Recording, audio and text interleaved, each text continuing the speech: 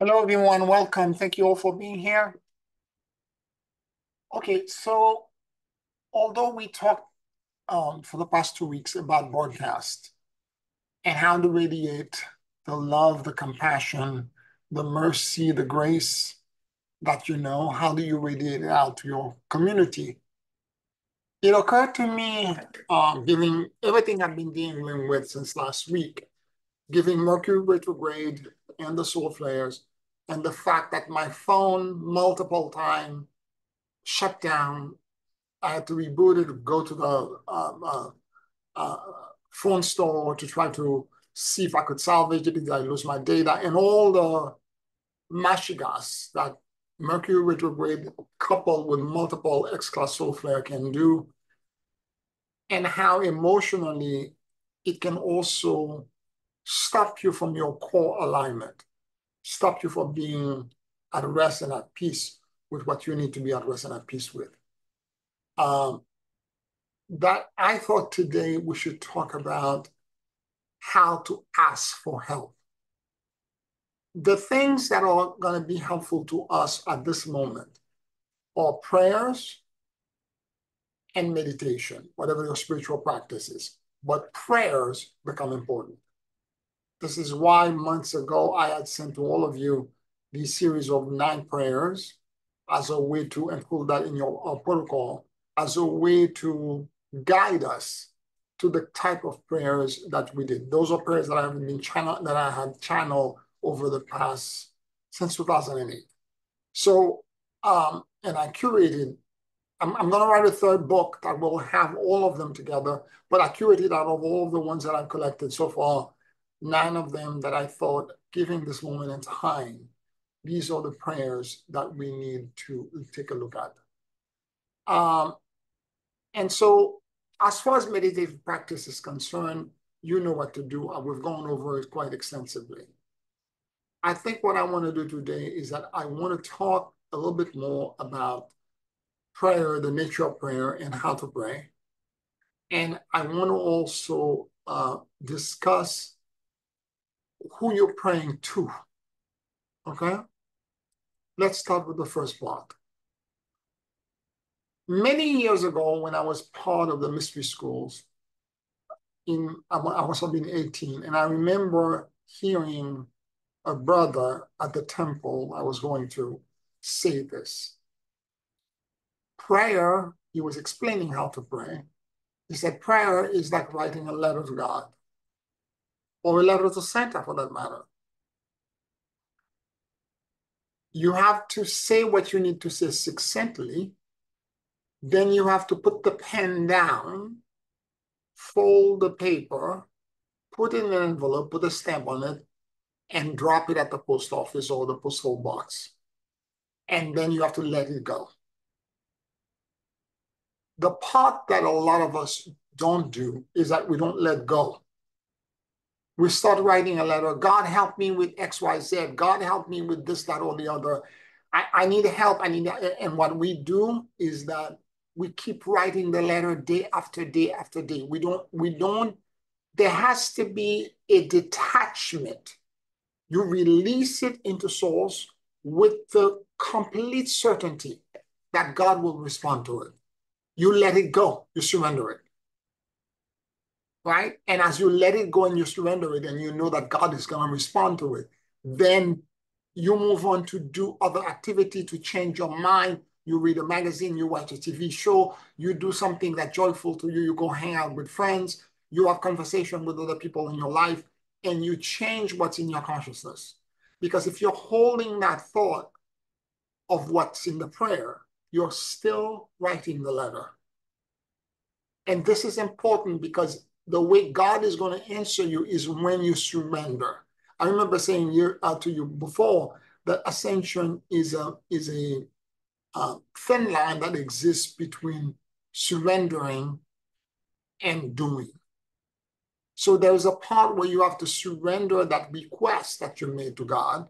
You have to let it go and you have to give it out. And once you release it and you let it go and you give it out completely, then suddenly, at some point, God is going to answer. The blessed field is going to answer back. You're going to have a response. You're going to have an echo that will come back from God to tell you this is the answer to your prayer. And when you get the answer, it's going to hit you and you will know. And sometimes it happens in very strange ways. It could be that someone is next to you talking and saying something, and it's exactly the topic, more importantly, the answer that you were looking for. Sometimes it's driving in a car and seeing an ad on the side of a truck, which is exactly the answer that you were looking for. The strange synchronicity, or if you're more intuitive like me, it will suddenly, like a wave, hit you, like a flash, a wave that just hit you, and then you will have the clarity that you need. I just spoke with a client like minutes ago before I started the class, and we were discussing something and so on and so forth, and they were part of the conversation that were being held for me, unbeknown to me. And I went into meditation prior to the class to prepare. And suddenly I had a flash about this situation. And whatever was being held back, I saw it. I text the client. The client says, how did you know this? He said, are you using black magic? I'm an intuitive. That's what I do. And so, again, in the process of making the connection, surrendering everything to God. Like what I did with this client is that I surrender everything to God, and I said to God, whatever the situation is, let me see the truth. And then that was this afternoon rather, and I didn't pay attention to it.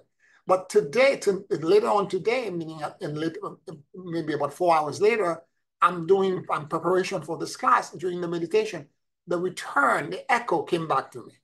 It hit me. And it was so clear, all the details, everything that's going on. Sometimes I even get people full first and last name. And you can just imagine how terrified people are when you tell them things like this. So what I'm trying to say to you, I'm using myself as an example, is that if you really surrender when you pray, if you really let go of any intention, and also if you're praying and you're charged or you're scared or you're angry, the surrender implies I release my burden. It implies if I'm scared, I release my fear. If I'm angry, I release my anger. If I'm resentful, if I feel victimized, I release all of this into you. You have to figure out a way to become empty, to literally get everything off your chest and into the blessed field. Or to the being that you're praying to. And once that release is done, then suddenly, at some point in the immediate or near future, the answer will echo back to you. You will get a splash of something that will tell you, here is the answer. And the client was like, I was so embarrassed. I didn't want to tell you this. How did you know? I'm like, this is the gift. This is, if you know the technique and you've been practicing it for you too can do it. It's not rocket science. The law is the law, and it operates for everything and for everyone. All of you can do exactly the same thing. So the idea is for us to figure out a way to, because I know I do the same thing. When I'm distraught, before my electronic malfunction, the week when my Mercury retrograde began, the first week, it was deeply emotional, like lethargic. Like I feel a malaise, a sense of something inside of me that even with the breathing technique and the meditation and the pranayama and everything else I'm doing, and the prayer protocol that I gave you, I still had something inside of me that was an unease. It's not exactly a pain, but like something inside of me that was an unease. And I spent one day in the waterfront and then spend a little bit of time doing deep breath, and all of a sudden it felt like I released something, like it was almost like some toxic poison. As I did the final exhale, fell out, was brought out of my core, and I released it. Now, a week later, it's no longer that that's bothering me. It's now the electronics that are not functioning. But I'm working. Mercury goes out of retrograde by August 28th, and hopefully, by then things should be better. We'll still have solar flares, but at least it will be on one front and one front only. So I want you to be aware of this idea of writing the letter to God. I'm trying to simplify it. Okay? And whatever your request is, the simpler. We were talking about requests before that I went to see Amma yesterday, and she gave personal blessings. And she asked you to write on a card a wish that you want. And we were joking about it before we started recording. Some people fill the front and the back. I tend to go to the root cause and make it simple, because you can imagine it being like this. If you have 500 people that you have to bless and help them achieve, even though you may be the incarnation of the Divine Mother, it has to be taxing. And I'm a little bit more I'm grateful, and I'm a little bit more mindful as well of the demand and the request that I keep imposing on a being of that caliber. So I have one request. Other people, I'm see people next to me that are sitting down, they're writing all of this stuff. I'm not me. That's me personally. And again, give it to her. She looks at it and she puts her hand for a few minutes. She may say a couple of things to you. She may have a conversation with you, and she blesses you, and then the blessing is done, and she gives you some vavudi ash and some kunkun, and she sends you on your way with a picture of her, and she sends you on your way. And so, and you can feel, depending on how prepared you are to receive the blessing, you can actually feel an ease in your core. You can feel an ease in your core. And this is what happens when you have a connection to a spiritual entity. When I channel, it's the same thing. You can feel a presence coming in.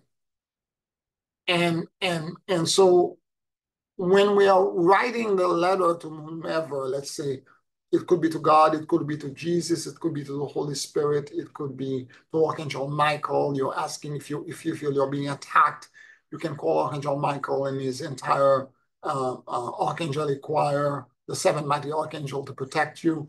You can request, if you have a connection to the Pleiades, if you have a connection to the Larian Whites, if you have a connection to the Guardian Eyes of Light, whomever that whomever, to Buddha, to Kuan Yin, to even Amma, to whomever, the superior being. I want to emphasize this because this is very important. When we're being besieged by forces that are far greater and that are far more knowledgeable than us in a state of disempowerment, sometime you're going to need help. I know I'm a big proponent in asking you all the time to take responsibility and to look within yourself and to try to unburden yourself and do. Sometime you're going to need a superior being that's on a higher level of consciousness to intercede. This is what they call prayers of intercession, to intercede in your behalf, to bring you and elevate you or liberate you from a burden that you're carrying. That part is extremely important. And as somebody like me, the way I grew up in the Catholic Church and all that, and the way my family raised me, I have a very hard time asking for help. And some of you may be like that as well. Other people are praying all the time, and they do it the wrong way because they're praying nonstop. They keep praying. The prayer is never mailed. Other people, or the opposite, they are so undeserving. They feel so undeserving of intercession that they don't ask for help. I don't want you to be that, because for years that was me. I figured I'm going to be self-sufficient. That was the word I was using all the time. I'm going to be self-sufficient. I will do it on my own. And I struggled and struggled and struggled and struggled. Okay? Whereas if you were to ask the guides that are always around you, the guardian alliance of light that you're connected to all the time, the cosmic council of 12, the 24 elders in front of the throne of grace, your own monad and mighty I am presence, okay? Any saint, any being that you feel connected with, if you were to ask them for help, Mother Mary, Master Jesus, Holy Spirit, Buddha, as I said, Kuan Yin, if you were to only open your mouth and humble yourself and say, I need help. I need your help. Please alleviate this for me. I'm struggling with this. I don't have the clarity at the moment. Help me, unburden me with, remove this blockage so that I can sense and feel and know what's going on. And so that's what I'm talking about in terms of combining prayer. Because the prayer is one thing, the prayer technique is one thing, but you can address your prayer because the blessed field is populated by so many already ascended beings who are more than happy to connect to us and support us and give us guidance. And many of them have become unconscious guides, have come to us or close to us or constantly whispering a word of support and suggesting beneficent things for us to do. And a lot of times, I'll be honest with you, I don't know exactly who the guide are for per se, but I know, for example, when I'm going to do something wrong, I can sense an energy system and a voice said to me, where you are right now, Pierre, you cannot do this. That energy and that force never tells me what to do because I have free will. That part is extremely important. I have free will. The guides and the superior consciousness that are trying to help you never tell you what to do. But if for whatever reason you're about to err and you're about to go into make a catastrophic error, they will come to you and whisper, you cannot do this. Where you are right now, you cannot do this, Pierre. And the knowing drops into me, walk away. Walk away. Any questions, any comments about what I've said so far?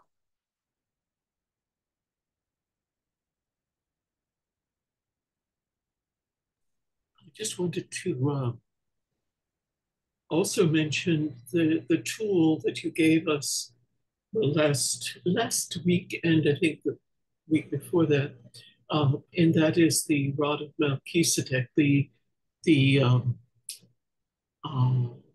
begone time and space command, the torsion field that followed. That I mean can certainly apply to many different conditions. Actually, well, maybe it'll fit in with this conversation we've been having, what you've been talking about. When you were last week talking about that, I heard in my head the words, be thou removed and be thou cast into the sea.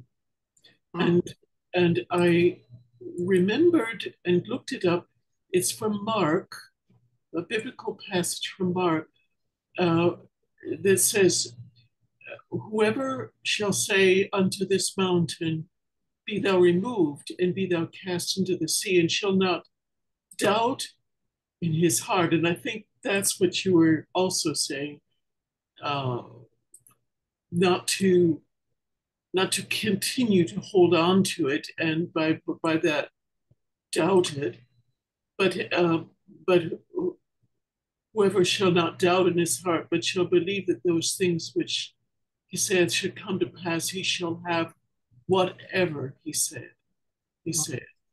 I think that was a significant passage for me. Not that I'm tied to, biblical quotes, but it popped into my head, and I thought I would just remind people that it's also the rod of Melchizedek and the command to be gone, time and space, which follows, be thou removed and be thou cast into the sea. I'm so happy you shared this, Janice, because I didn't even think about the connection to that biblical passage, and I didn't even remember it.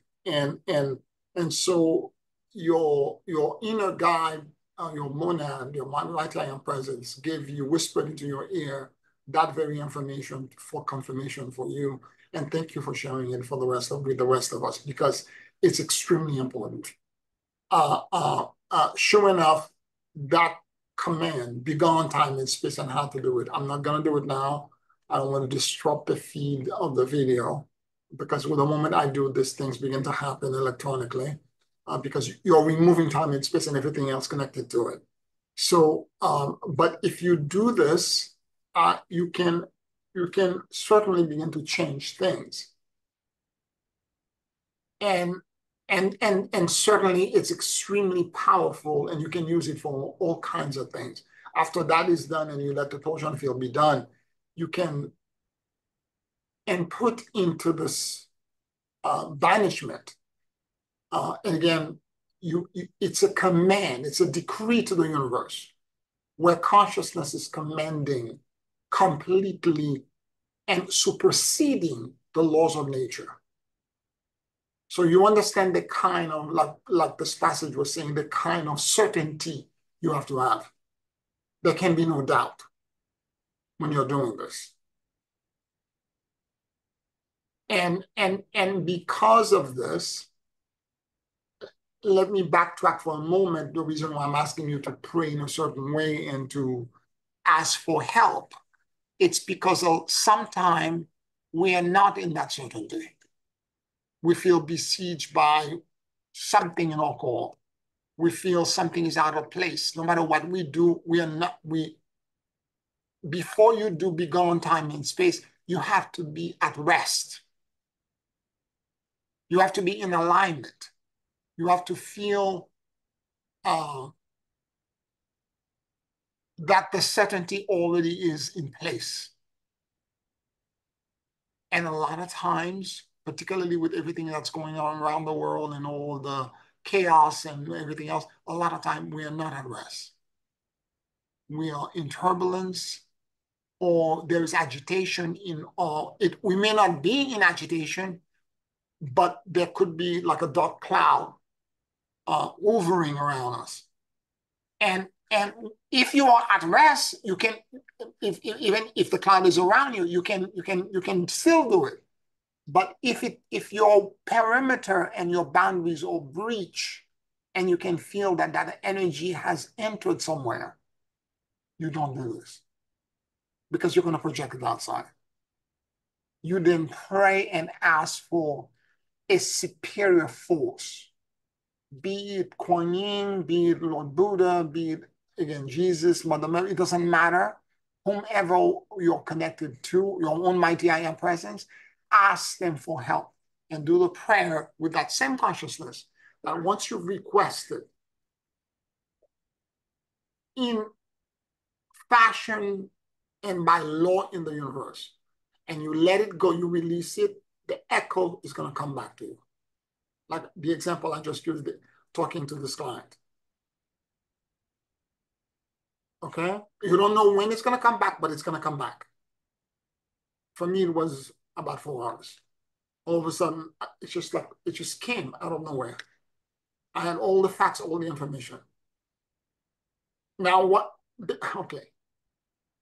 Most of the time, clients, and sometimes family members and friends as well, and like all of us, we are masters of self-deceit.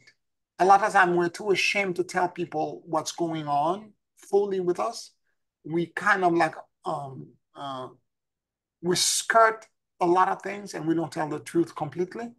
Not because we're liars, but because we're too ashamed and too embarrassed.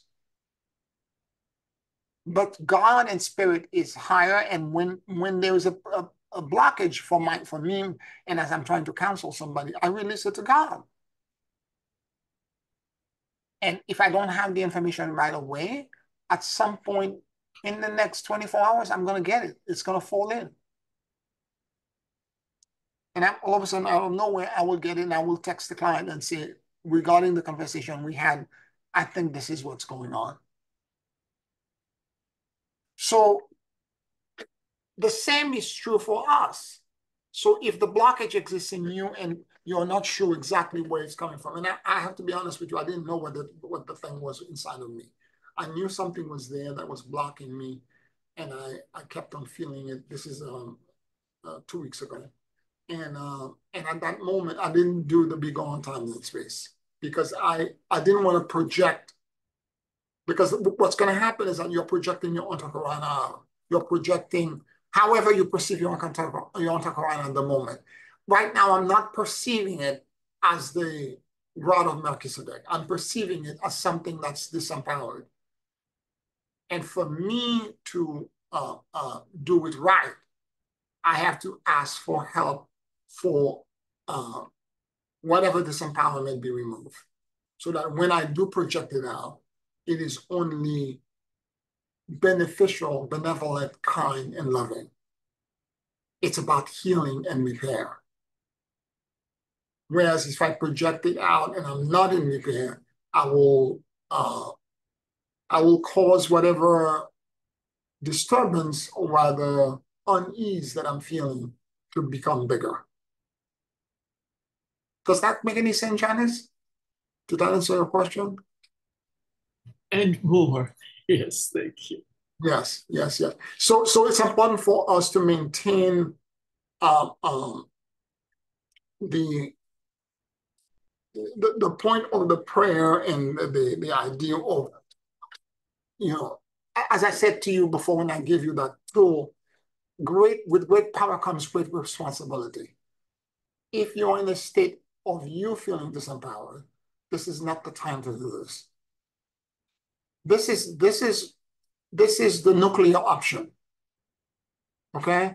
And you don't do this unless you establish all that certainty that you're in alignment. Because what's going to happen is that when you're in that alignment and you're connected and you're in that certainty, that consciousness and then the command that you're going to put after that, let's say peace with peace on earth, or let's say you want to say give me safe passage, protect me or protect so and so that you're trying to do this for. The moment you do this, the laws of nature will be superseded.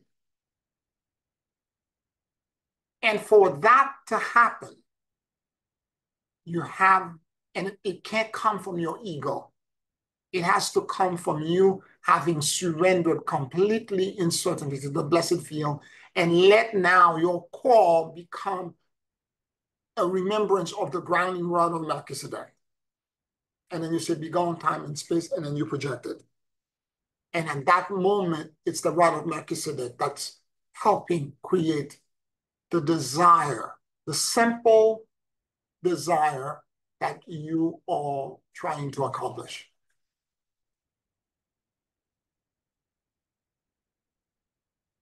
So it's important for us to monitor our consciousness like we do on a daily basis, because at first you do the universal breath, and then after the universal breath, you examine your core. If the core is feeling a little bit uneasy, and initially 2 weeks ago, I wasn't sure if it was solar flares or if it was Mercury retrograde, and I realized later on it was actually solar flare. There were more. We got bombarded 2 weeks ago, but quite a bit M-class and X-class solar flare, and some of them were coming back to back, and they were combining and all that. And I realized it's solar flare related, and I didn't get the headache. Thank God.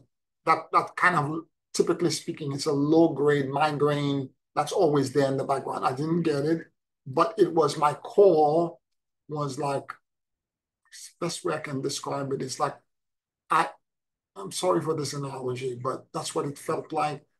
it felt when it finally left that I had swallowed poison and the poison got purged out. Like I literally purged it out. It's just all of a sudden, I exhale, and all of a sudden, all of that just washed out from me, like someone vacuumed it out. And and and for days, it was in my core at somewhere, and I couldn't figure out how to get it out. So I prayed. I asked for help. I asked my guy for help. I asked them to come in and give me guidance and give me protection, and more importantly, help remove this unease that exists in me. Help extract it from me so that I can go back to being connected to God and to being a better anchor for God's light, for God's transformation and transmutation, and to be of better service to the planet.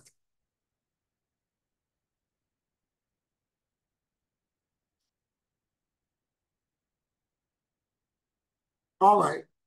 Any other questions or comments?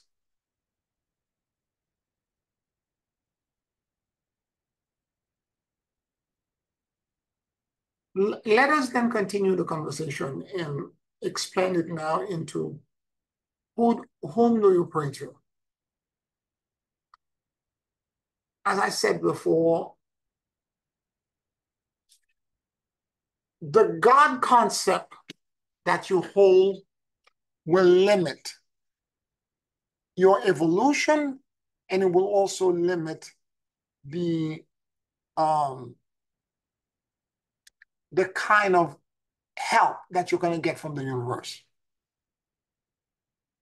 If you believe in a vengeful and wrathful God, if you believe in a God of tit for tat and retaliation, you will only exist, and that's the kind of, because that's this, you are setting the bar.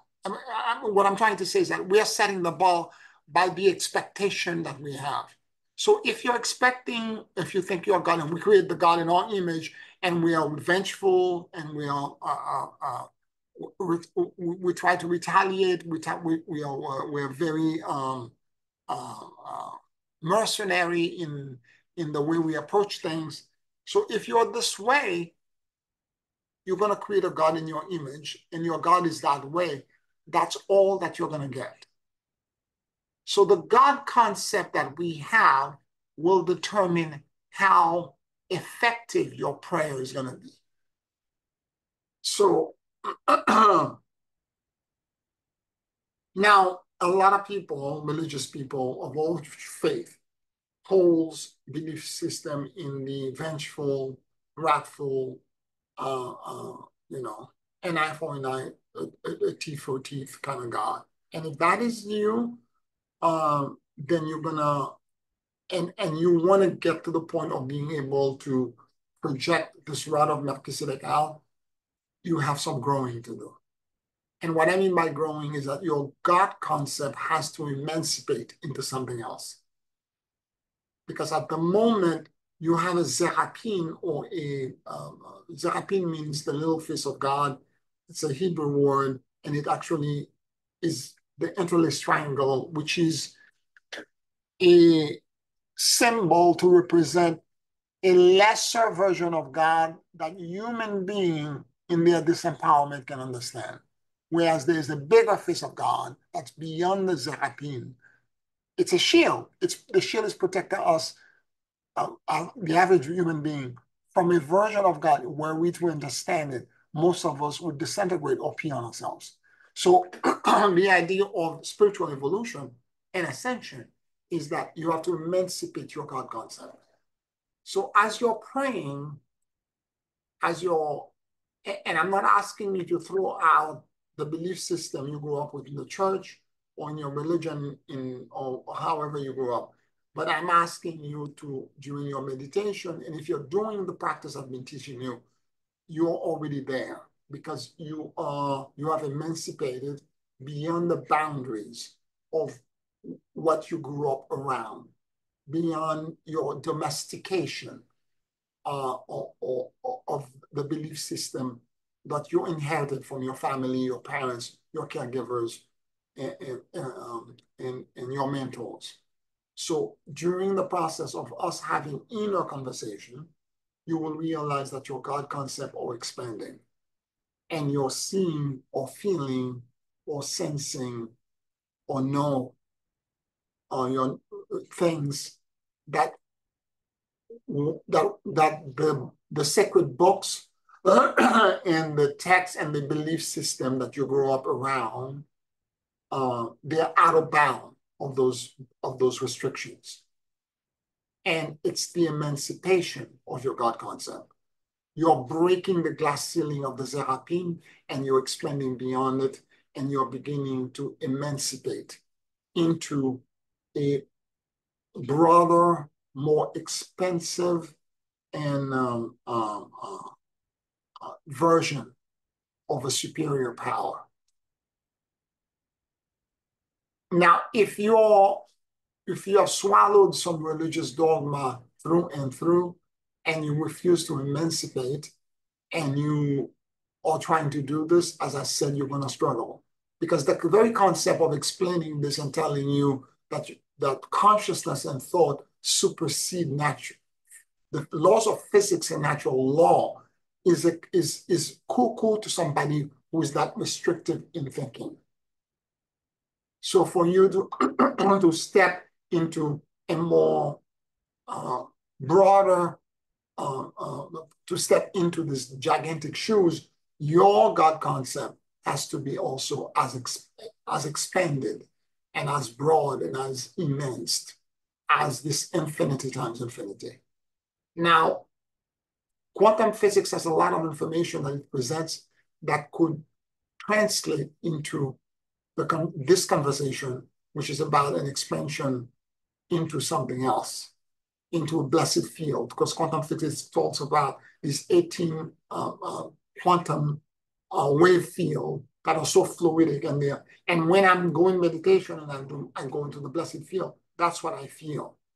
I get all this fluidic flow that are moving about me and that are coming in all different ways. And those flows and those fluidic waves are actually the blessed field, the quantum field. And there's information in all of them. And it's an expanded awareness that is not linear and that is not necessarily, although sometimes you might see celestial beings in visions, you might see angels, you might see ascended masters, you might see Kuan Yin or the Holy Spirit or Master Jesus or all kinds of things in there. But a lot of time, beyond the personalities of these beings, a lot of time it's just a feeling, or for me at least where I am right now, is my God concept keep changing because it doesn't, okay, it's not like you go from religious dogma, God concept, and then you expand into something else, and then it keeps expanding into something else. As you go deeper in meditation, it keeps expanding and expanding. And for me, a lot of time, it is an immense white space. In all directions, it's all white. Every once in a while, there is no emptiness in the space because I can feel these fluids, these waves that are of benevolence. But they are not the same. It's not just one, it's not the same. It feels like there's an infinite number that are like passing through me or through my consciousness. And so it's important for us to be aware of this, because initially when you go in that white space, it's disorienting because you don't have a sense of having a body. You're almost like a ghost in that white space. You know you exist, but it's kind of like you're in such a state of rest that you don't want to move, but you're very aware that there is this immensity all around you and everything is simply blinding white. And so sometimes I hear a voice and the voice talks to me. Or sometimes It's literally like the wave hits me, and there was an immediate knowing, a clairsentient knowing of what I need to do. Now, if I go into that space to surrender, let's say I'm doing a prayer request, not for me, but for someone else, and I bring their issue in there, or sometimes it might be for you as well. You bring your issue in there, your request in there, and then suddenly, as you sit in that blessed field, all of a sudden, like this, you have an insight of something that relates to um, the request that you're making. And sometimes it's something crazy. Like you, particularly when I'm dealing with clients, I I I see sometimes things in there or students of mine that I they seem so out of character with with the people I think I know, but I know better now because I used to doubt it all the time. I'm like, I'm making this up. This is my imagination. Whatever you see and perceive when you're in that state is correct. The first impression is the right impression. Do not second guess yourself and say, oh, it can be that. Again, remember, you have to be in a state of certainty. Whatever shows up, that's it. That's the answer. Trust it. And if you have a notepad next to you, open your eyes, right? Because you might have multiple impressions. What I do is that I have a small notepad next to me. I write exactly what I get, and then I close my eyes. I go back into it again, and I try to figure out if there is anything else that the blessed field, as I call it, wants to share with me. And if there's nothing else, then the session ends. I now go and implement because now I'm getting direction from God what I should be doing. Whatever that input or that breakthrough is, now it's time to implement it. So the surrender first, you give it into spirit, you let it go. Like the way I describe when you're writing, when you're doing these thought prayer, instead of writing things out, it's thought prayer, uh, you actually think, the analogy that I use all the time, think of the prayer or the desire that you have as a rock that's in your hand. And when you're in the blessed field, think of yourself being all around you. It's a lake, or it's a vast ocean, an infinite ocean. And then desire, you're going to throw it completely into the ocean. You're not going to hold anything back. You're going to throw the whole thing in. Restore my health. Help me with protection. Help me find a job. Help me with, it doesn't matter. Fill in the blank. And the reason I'm saying this to you, you can write a nice prayer, call, say, "Oh Father," Hail Mary, or do a normal prayer and all that and so on. They're going to be effective. But the things that are really effective, that have immediate response, are the prayers that comes from our heart, or the ones that come from a space of vulnerability and of us feeling that we feel like what is that? It's a third step in AA, where it talks about understanding that I'm paraphrasing because I don't want to quote, I don't remember the quote exactly, but it's something to the effect of understanding that the addiction is greater than me. Therefore, I am going to surrender the addiction into my higher power. It's having the humility to say this to the blessed field, to Archangel Michael, to Lord Buddha, Lord Krishna, to Amma, to whomever it is that you're trying to address this to. It's having this humility to say,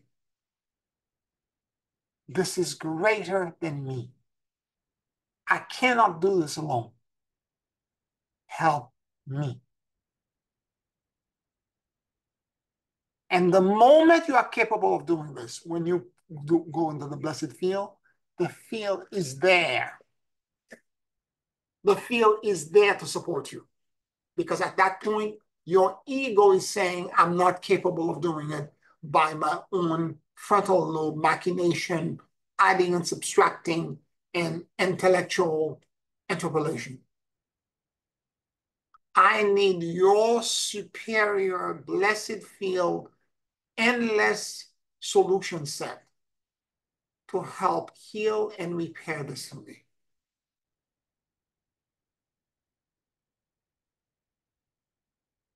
And then now you throw it in the bowl of light. Whatever it is that you're trying to resolve. It doesn't have to be a 10, 15-hour thing. It doesn't have to be an evangelical kind of thing that feels, as powerful and potent as, a pastor on Sunday service. It doesn't have to be any of this. The more sincere and the more vulnerable and the more intimate you are. And then right after this, you let it go and you say, God or superior power or Lord Buddha, Lord Krishna, whomever it is that you're praying to, help me, and you release it.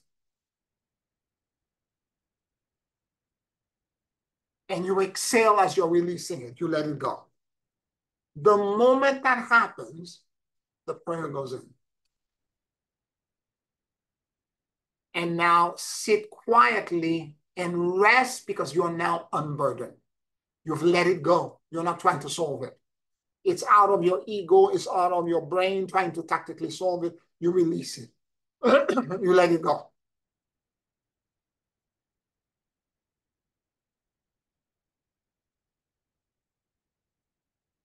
And because you do this, what's going to happen is that the blessed field will come up with the exact invert that's going to nullify your burden, either by giving you suggestion, idea, or sometime bringing somebody to your door with the answer that you need within less than 24 hours.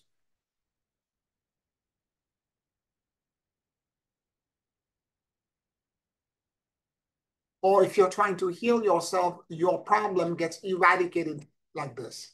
Snap of a finger. There's nothing that the blessed field cannot do. Do not let your doctors and the people that are around you tell you all these things are impossible. They are not impossible. Remember, consciousness supersedes all the physical laws. And if your belief system is strong, like Janice was quoting from Mark, if you command to the mountain, I'm misquoting it, to go into the ocean, and it will.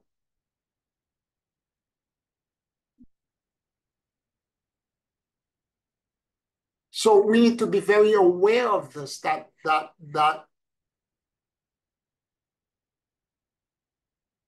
the prayer doesn't have to be like a formal letter. Dear God, I hope you're well. I have this problem and this issue. Could you help?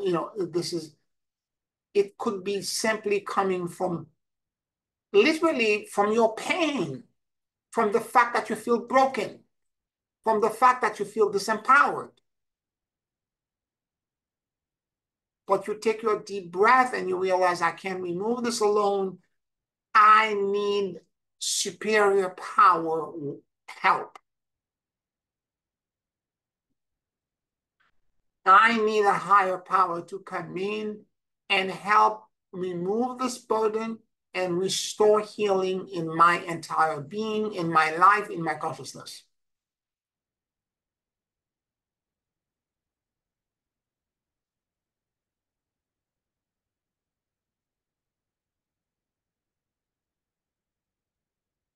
And that will happen, trust me, if you do it in that manner.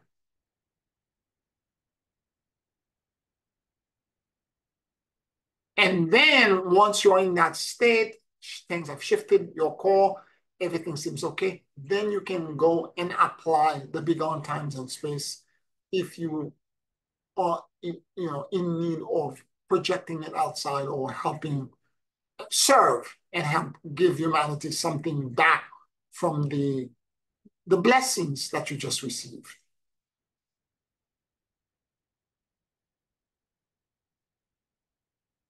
Any questions and comments?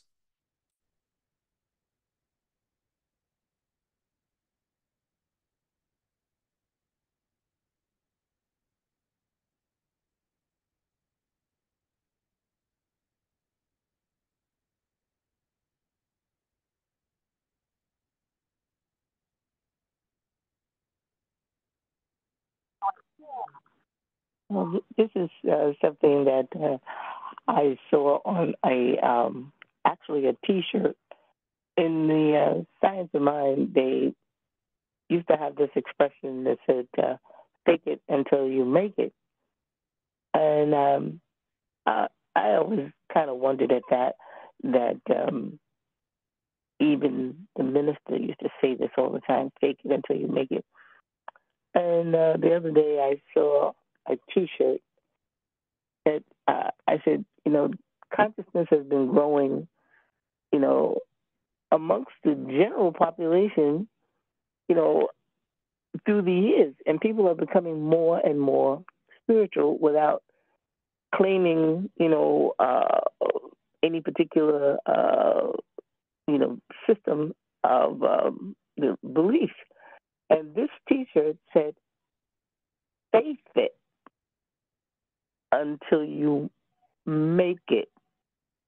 And we know that it's impossible uh, to please Source without faith.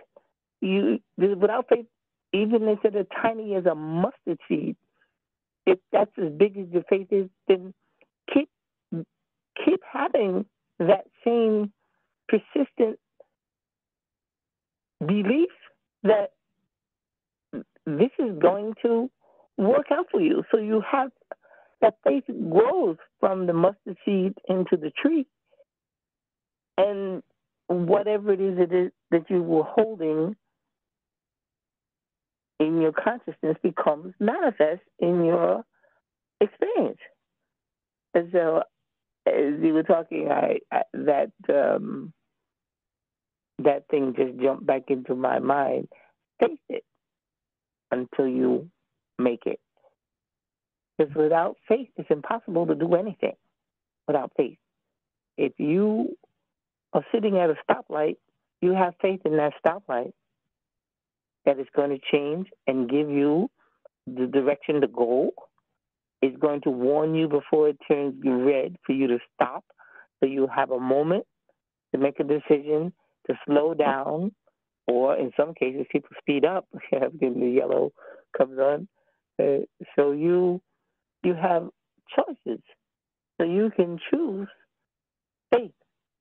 And and thinking, back to church.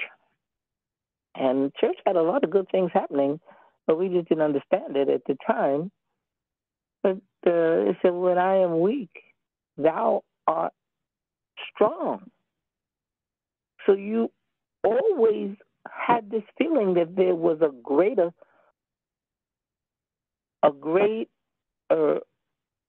power than just your physical being. So I just wanted to add that. Those are the things that came to mind as you were speaking. So face it until you make it. Thank you, Celia. Thank you so much. I just want to add to this that the unfortunate thing is that many youth, Gen Z and millennial, do not have any faith in anything. They exist by the things, well, rather, it's not that they don't have faith, they have faith in the physical things, what they can see, what they can touch. They don't have faith in a higher power. They have no relationship to an inner spiritual practice or to a connection to a God or superior power. In fact, to that community, if you say the God word, the word God, it's like saying a slur word. So they and part of it is because they are rising against perceived abuse by the church clergy, the priest, the rabbi, the nuns, and so on and so forth, and they are rising against it, and they therefore throw the baby out with the bathwater. And Well, I understand that too, but then that's the system of the dualism, where it's either good or it's bad. So there's always choice, regardless of whatever it is you say. You may say you don't believe nothing, right. But at the moment of having to make a decision, I'm telling you, as they used to say, there's no atheist in the foxhole. Everybody's praying. Because whatever the quality of their life or whatever they think it is, they want it. They want to hold on to it. They don't want to die. And so it doesn't matter what it is that the person is actually, the strength of their spiritual beliefs or whatever it is, even if it's belief in the materialism or whatever it is, that the more money is the answer or whatever, it's something. There's something that they are hanging their worth on, something, whether it's a material thing or not. And that's simply the society that we're living in, that there is this dualism. However, that could change on the drop of a hat. I was watching so many near-death experiences with people. Oh, he was an atheist. Oh, but he crossed that veil. He didn't believe anything. When he came back into this experience, it was a spiritual experience that turns him totally around. So where there's life, there is still hope. So I rest on that word hope and Christ in me, the hope of glory. So if it's a little bit or if it's a lot, is if you have some breath in you, the possibility that will help you experience that thing called faith. That's just my personal feeling. Mm-hmm.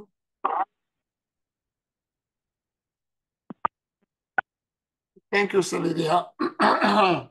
And to add to what you're saying, these, whether you believe in sex or money or whatever it is that you're believing, the journey to get to the place we were talking about, to actually say beyond time and space and project and over supersede the laws of nature, will be a longer journey. Whereas if you have already a belief system, be it still limited to what the nature of that uh, uh, expanded field is,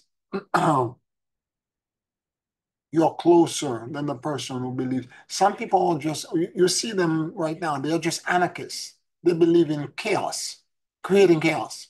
That's what they do. And that's their God. That's their faith.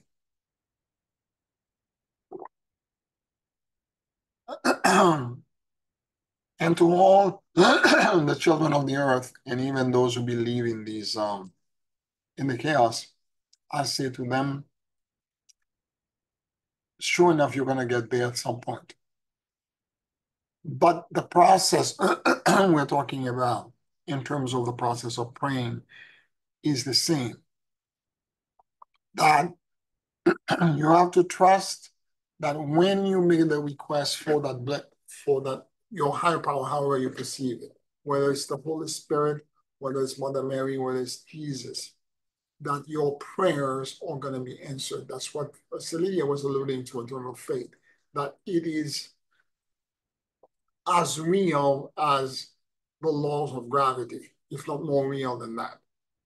and that when you made the request and you trust in the request, the answer is going to come.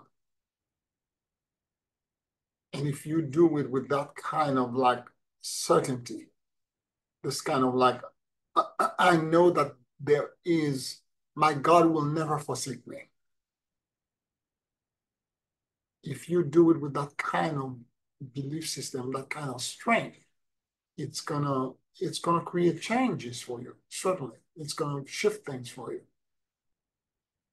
But if you're believing in sex, if you're believing in, there's a hedonistic culture, people who are connecting themselves to the pleasure of the flesh as being, and they call themselves healers, that they are doing tantric and sexual healing, and they are doing, all kinds of things under the guise, and they even ritualized it by doing prayers and ritual and burning incense and all that to make it sacred and to do all of the stuff and so on and so forth. And I'm not saying this because I wanna bash on the people who are doing tantric stuff, because I've spoken a lot with people who are into Tantra. Tantra is a very powerful and superior teaching from the East. And people who are really Tantra teachers, I have a friend of mine who was a Buddhist monk who has been initiated into Tantric mysteries. There's a lot of depth and information in there that are far superior to anything that I've heard in the West. And I'm not trying to discount or project that something is wrong with that. But, and in fact, some of the people who are in the West who are believing in the pleasures of the flesh only, sometimes when I speak with them, I actually learn a thing or two. You have to always remain teachable, because they are things that they can add to the conversation. Any questions, any comments? Well, Pierre, I just thinking about the time that we were in the mountains and we were doing the Beloved I Am Presence, and we were doing the prayer circle, and everyone we had been saying, the Beloved I Am for a month, and then we were all gathered together. I think we need to remember the times of the successes. And you say, how can you be sure that your intention and your prayer was heard? We had a beautiful demonstration that very, very same weekend, because the ships came. They came. You saw the spaceships in Hancock. You saw them down Long Eddie. In Long Eddie. They came in response to the call that was placed. Yep. So there is an energetic signature being sent out. Yep. And there was a response to the signal that was sent. Yep. And so, look, I just feel myself getting excited. So let me just calm myself back down. Let me just bring myself back down, because we're talking to the choir. But I think if we would focus on the successes that we have seen demonstrated by the actions of the group with that one intent, your prayer is being heard. Each one of us is a part of that energetic signature. And so when you make your request, the universe will respond. So we have tangible proof that the universe will respond to our sincere intention for whatever it is that we're putting into that. And at that point, to me, it was like you saying, "Come by here, Lord. Yeah. Somebody needs you. Come by here. Come by here." And the ship said, "Okay, I got it. I know where you are. And when you call, I will answer."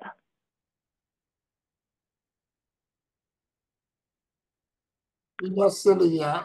And to fill in the blank and remind everyone, we had prepared for a year. It wasn't a month, it was a year. Every day to repeat the same prayer, which is the wisdom of the mighty I am presence, to prepare for the next Wesak. And at the next Wesak, we did a fire ceremony. And we call upon the rod of Melchizedek to ground in the middle of the circle we were created by over each one of us projecting our own rod of Melchizedek into the fire. Not by ourselves, but of our entire monad into the fire. And we did this, and right after it, many of us were tired. People, it was long. It was a great ceremony, and many people, half of the because our dinner was being prepared in the restaurant in Long Alley, and we drove. Half of us drove to Long Alley, and said, if other people say, "I'm gonna go to sleep." The reason I didn't cancel it is because the chef had cooked for us, and I needed to show up. I didn't want to just call him and say throw everything out. I wanted to show up, and we showed up, and we barely touched the food. We were there for maybe an hour, less than an hour, because none of us were really hungry. We just came there to just do a show because we had a section in the restaurant set up for us. And when we were driving out, as we were driving out, I remember Celidia was sitting next to me, literally not even a block away from the restaurant. There were lights. Okay, the best way to describe this. It looked to me like they were what my initial impression, because I was the first car in the caravan. My first impression was that it was a stadium light. You know those kind of light projectors that are multiple bulbs in a row? Except they were not completely straight, they were slightly bent. And I'm like, somebody put a stadium light here in Long Eddy? There's like maybe 2 street lights. That's it. This is a small village. Mm-hmm.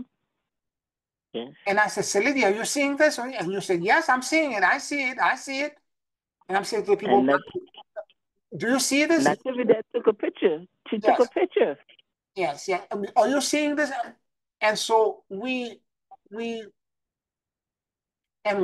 drove further. It went behind us. We drove further. It showed up in front of us. It follows us back to the house. And there was the caravan had a couple of other people behind us that were not staying at the house because there was a limited bedrooms. They were overflowing in the motel up the street to Hancock. They drove to the hotel, and the next morning I asked them, "Did you see the lights?" And they was crying and saying, "Yes, we did see it." Mm-hmm. Mm-hmm. One girl was so frightened, she said it came right to the hotel where Yes. she was. Yes. So we know you can get through. So you're on the right track. Yeah. And again, Celidia, this also helps us. Thank you for reminding us of that example. It also helps us understand that if we're doing together the beyond time and space with the same intention, we can shift multiple things. Yes. We can shift so many things. Yes. And the funny thing is that when we got to the house, I remember Katile and whomever else went to bed and they were sleeping. In their dreams, they saw the same lights. Right. Yeah, Bobby was there. Yes. And so was Esther. Yes. And Janice as well. Yes. Yes. So we know that heaven hears us. Yes. Yes. Yes. And it's just like a mother recognizes each one of her children when they call. Yeah. You could have 10 children in that house, and one said, Ma, you know which one that is. That mother knows which one that is. Yeah. So that divine feminine, that Kuan Yin presence, the uh, the great. Oh, I don't even know what word to be able to apply to this great presence of divinity. I don't know what word to say anymore. Yeah. But we know it knows our name. Yeah. And it will answer. And I'm grateful for the opportunity I had to be in the presence of Tasa Talma, because I know that she knows her children. Mm-hmm. And I know that she answers. I've felt it. I've seen it. Yeah. And I just recently had a procedure, a female procedure, and the doctor is looking into my body with a camera. And she said, my goodness, she said, you have a clean body. This is, what do you do? What is your secret? I know that the work that this great spirit has begun in me, it will continue until whatever state of perfection we could reach on this planet is achieved, and you go from this carbon to the crystalline to whatever else that can be accomplished within this dimension, even without you leaving the flesh, without you leaving the body. Mm-hmm. Your ascension is taking place by degree and by decree. Because it has been decreed that it would be. Yeah. And that Christ's presence within us has opened a door that no man can shut. You were the only person that can slow down your own process. So continue to have that faith, even if whatever the ego is dying, so it doesn't want to die. So okay, well, so it's gonna try and make its presence felt. And I just keep blessing it and say, it's okay, you can die. Okay, it's all right. Because you were made to serve the Christ in me. Not me to serve you, but you to serve the Christ in me, the hope of glory. You were made to serve me. So it's okay. Mm-hmm. You're gonna be all right. Because you're gonna be something greater and better than even what you had in mind. So I have to talk to myself and remind myself whose I am. Not who I am, but whose I am.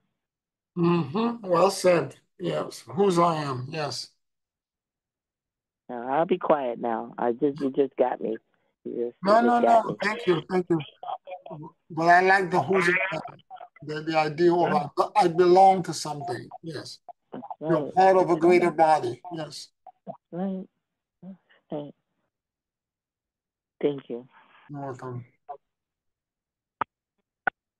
Anybody else? Any questions or comments?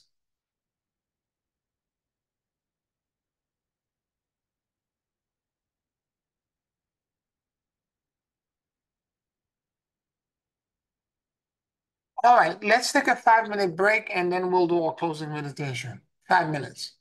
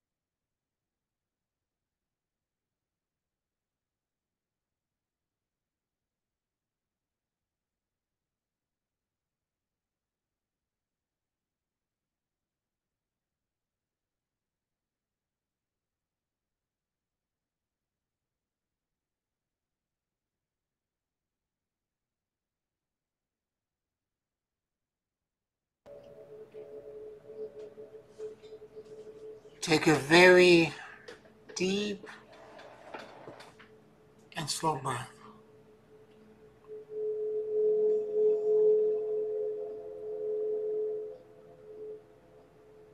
And as you inhale and exhale deeply and slowly,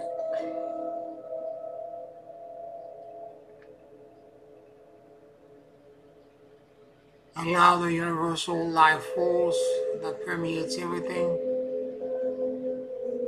to enter into your lungs.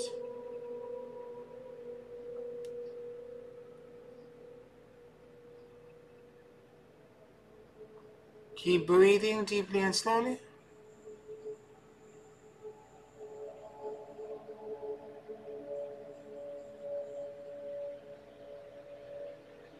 And let your soul and your awareness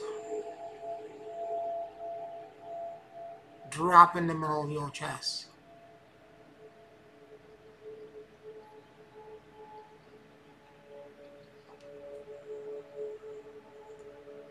Please forgive me.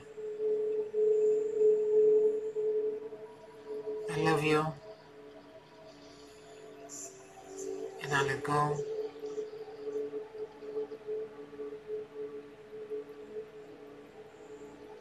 Please forgive me.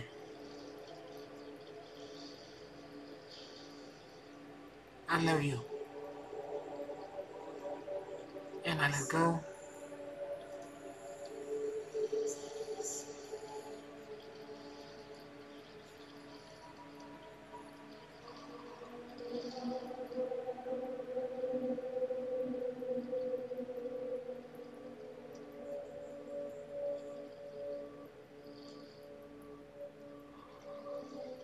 Let your mind and your heart sync with each other.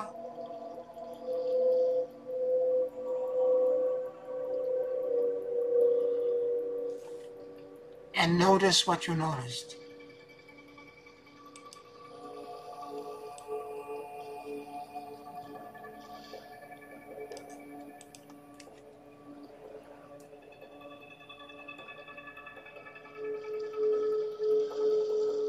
Keep breathing deeply and slowly.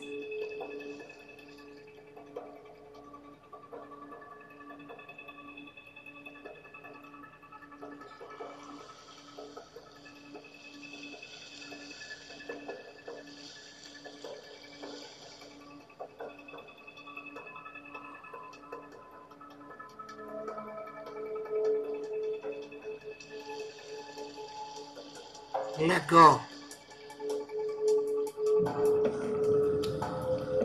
And let your mind and your heart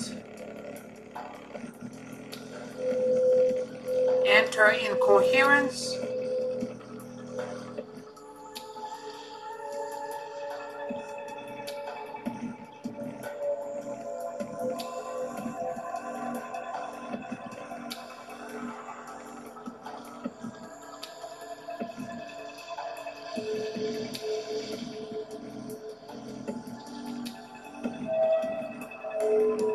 Listen.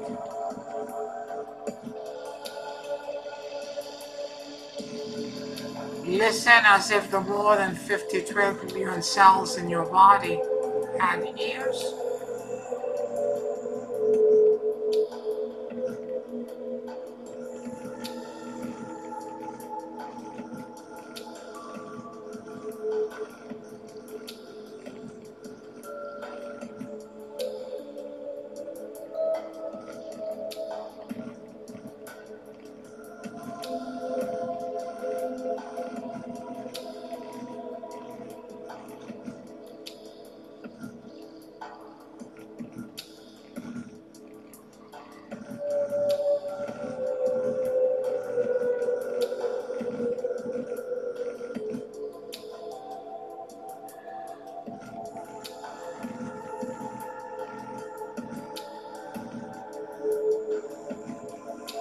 Become aware of your core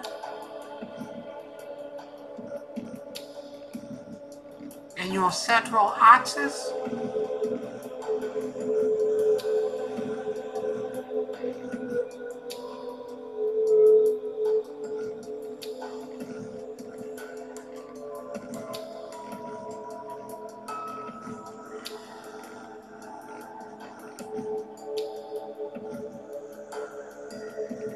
pay attention to whatever information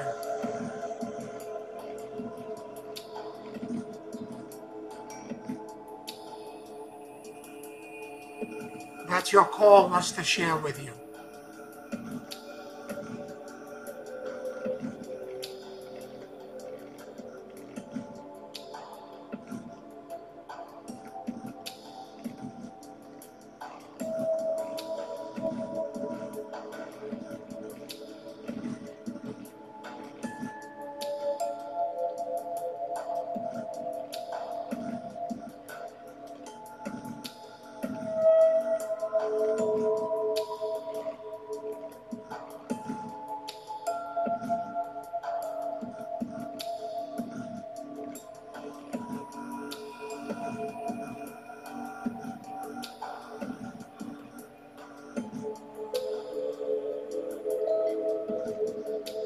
Become aware of any insights,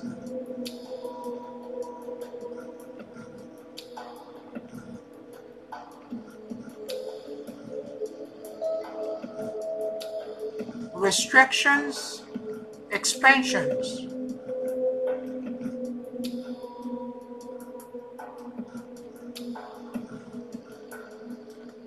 Discomfort or light that may exist in it.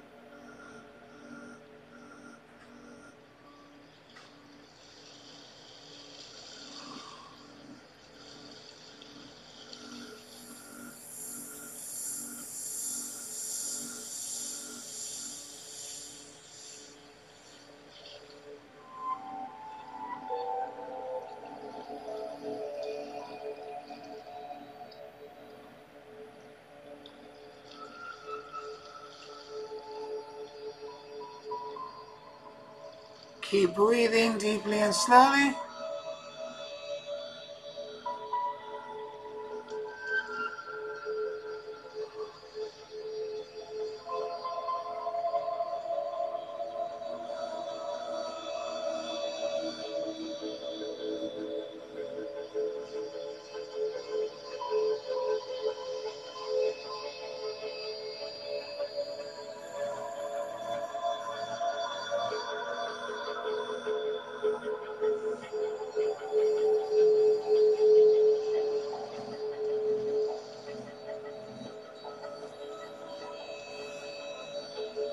Whatever fear, restrictions,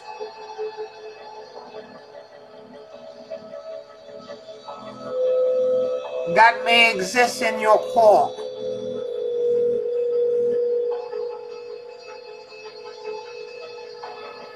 God, mighty I am presence, Holy Spirit,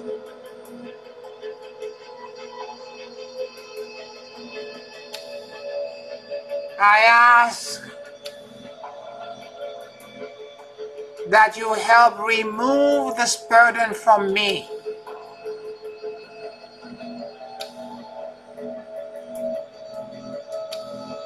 For I, by my own device, cannot remove it alone.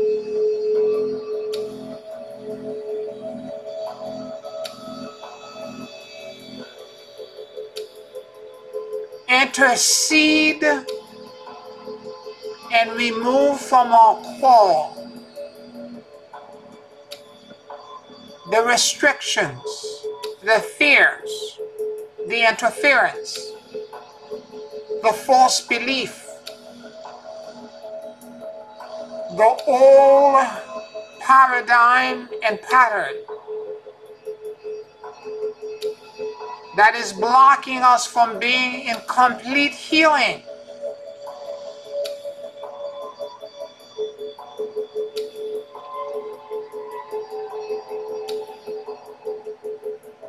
I release all attachments, fears, and control.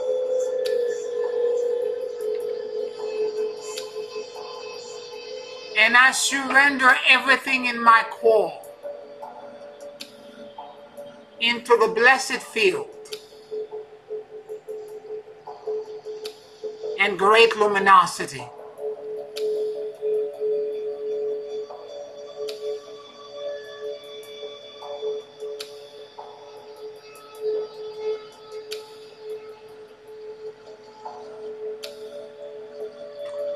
I release all attachments, fears, and control.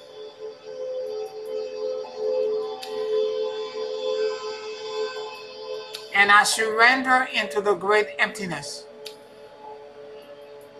and endless luminosity.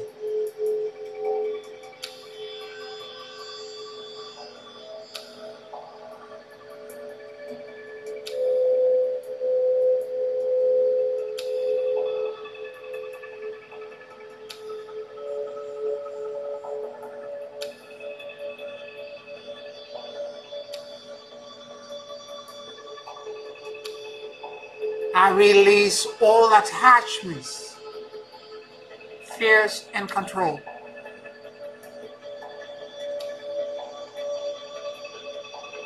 And I surrender everything in my core into the great emptiness and endless luminosity. Take a very deep breath from the core of the earth. Let this breath move through the bottom of your feet, passing through your core, and let it be released on the top of your head as you exhale, and empty your lungs out completely. Let everything go into source and throw it into the pool of light.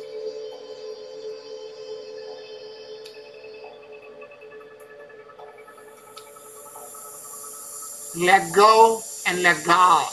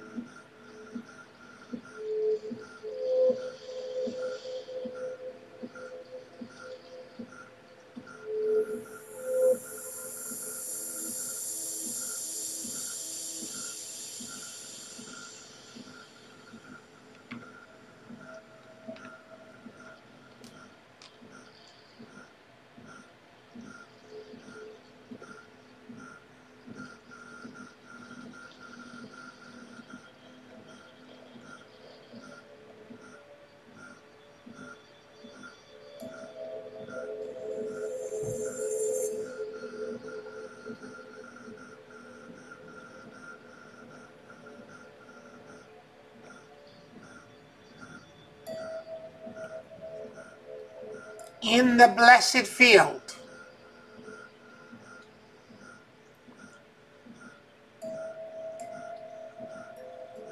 Let the solution set the repair and the reconciliation that I need.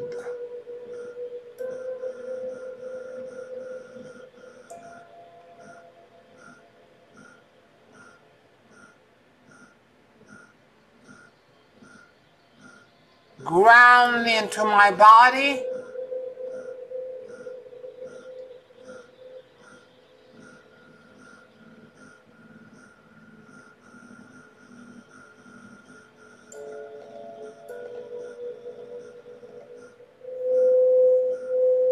with the knowing, the instantaneous and miraculous transformation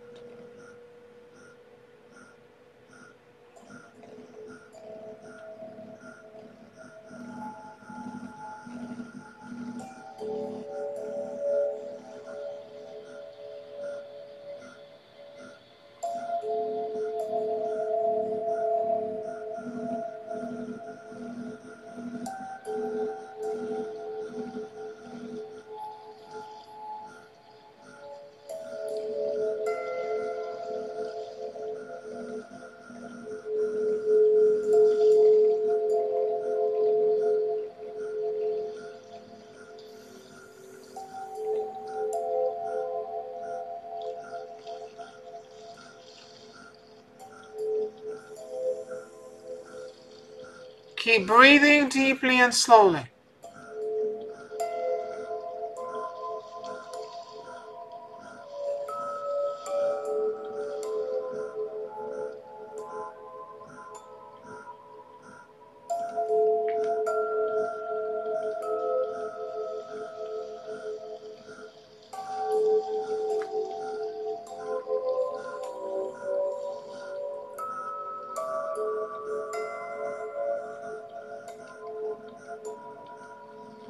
May infinity times infinity and the blessed field that extend into the vast continents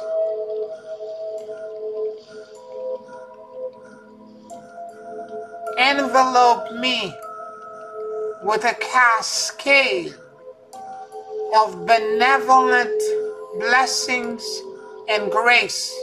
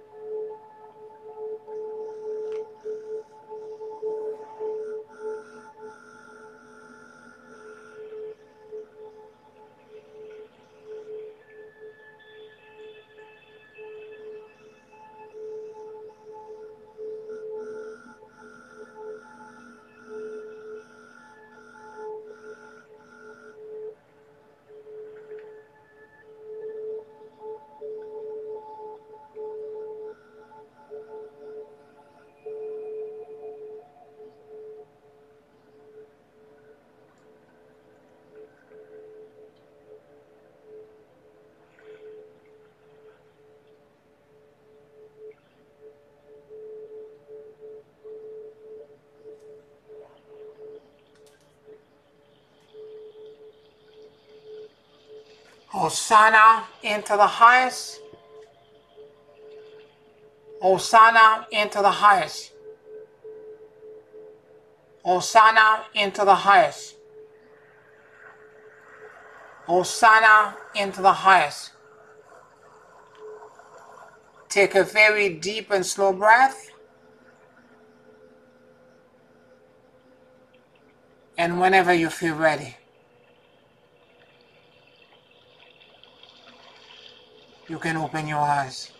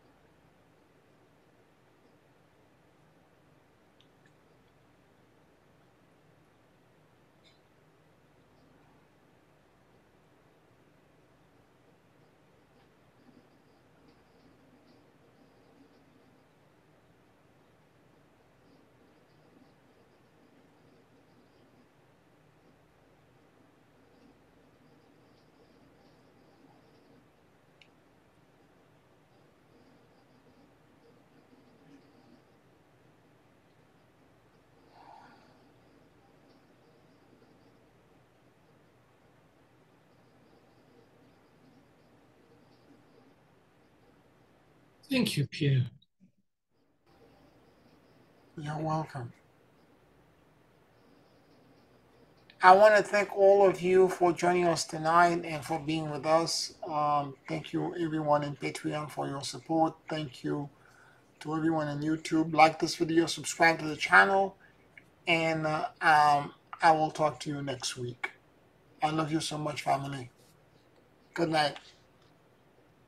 Good night, everyone. Love you all.